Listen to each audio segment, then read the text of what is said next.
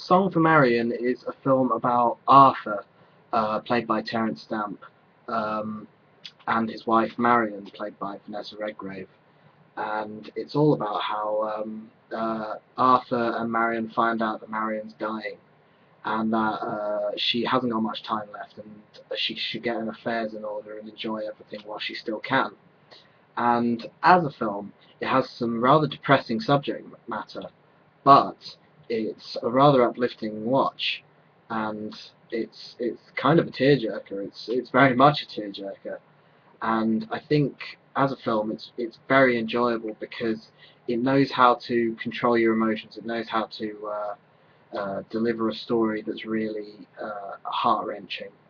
And the film follows Arthur as he keeps taking Marion to this singing group led by Gemma Arterton, a singing group for old people that Marion's a part of.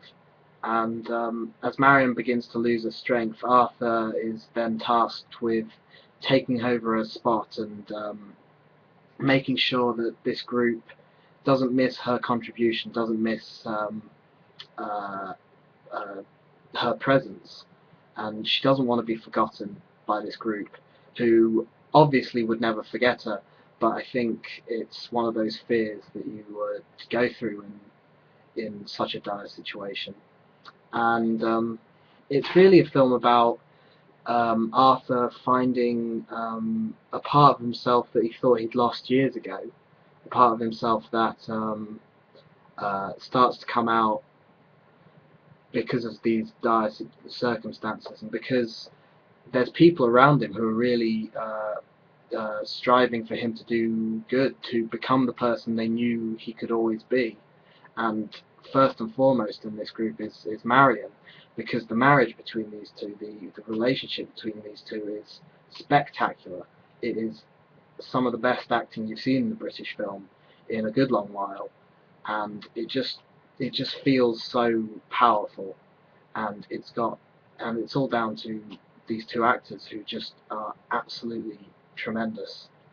Um, the film also relies on some pretty outstanding acting from the two other main characters or supporting characters, which is Arthur and Marion's son, played by Christopher Eccleston, who Arthur has a strained relationship to because he was so afraid of letting him down that he stopped trying and therefore let him down.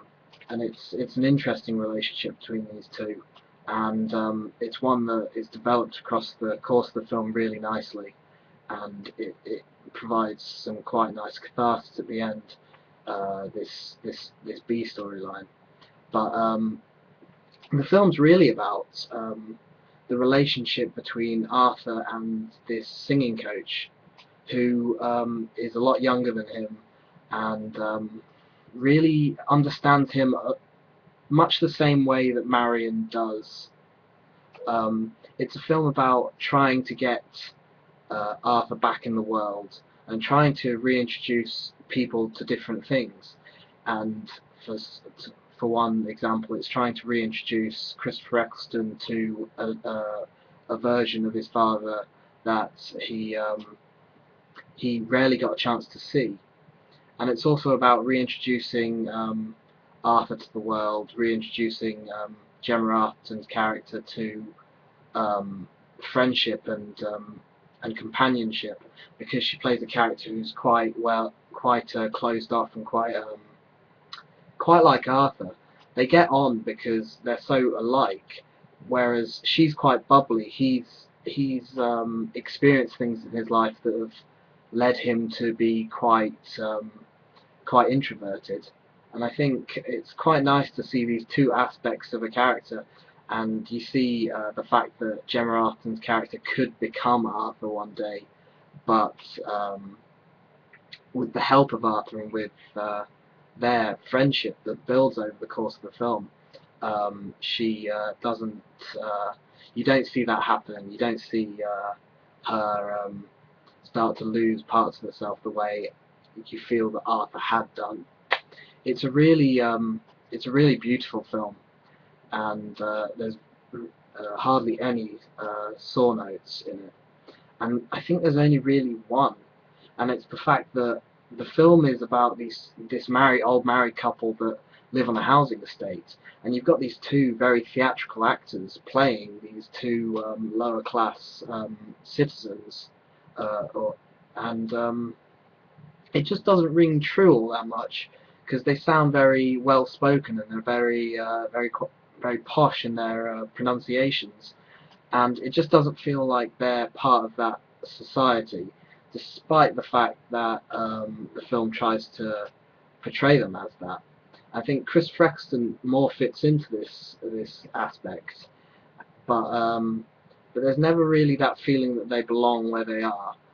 But you never really care all that much because the film's really about their relationship and the relationships between all these characters and how Arthur's changing brings about different qualities in different people, and it's very moving because it shows that this one life can affect everyone else, and it's really quite adept at portraying that, and it's really well written, the film, despite the fact that Arthur doesn't say all that much at the beginning.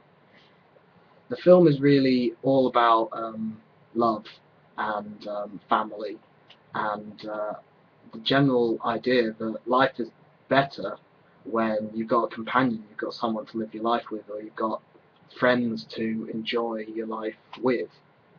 And it's a film that has no problem portraying that, and because of that, it has such emotion to it that by the end of it, you have really been through the ringer, because it's a very sad film, it's a very heartfelt film, and most of all, it's a real tearjerker, and it will have you crying.